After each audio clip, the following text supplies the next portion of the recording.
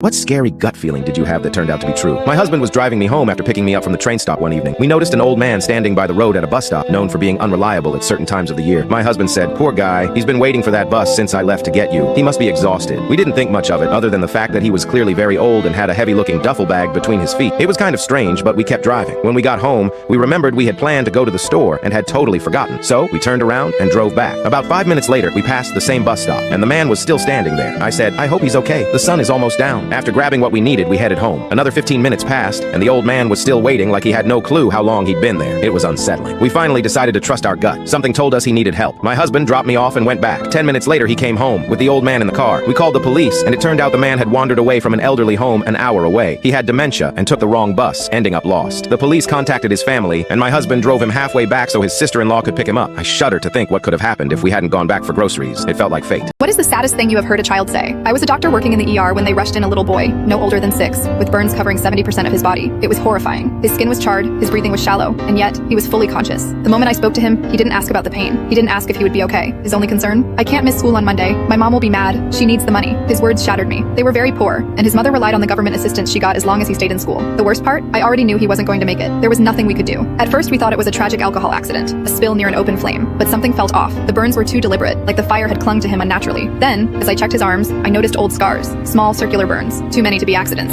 A nurse leaned in, her face pale. He said something strange, something about the fire being a punishment. That's when the truth unraveled. The boy wasn't just in an accident. His mother had been doing this for years. When he misbehaved, she would force his hand into the fire pit for a few seconds as punishment. But this time, she had been holding a bottle of alcohol. When she yanked him toward the flames, the liquid splashed over him, igniting his entire body. Yet, even in agony, even knowing he was dying, he still protected her. Days later, as his body failed, his last words were a quiet, fragile question. "Do you think they have yogurt in heaven?" I cried for days.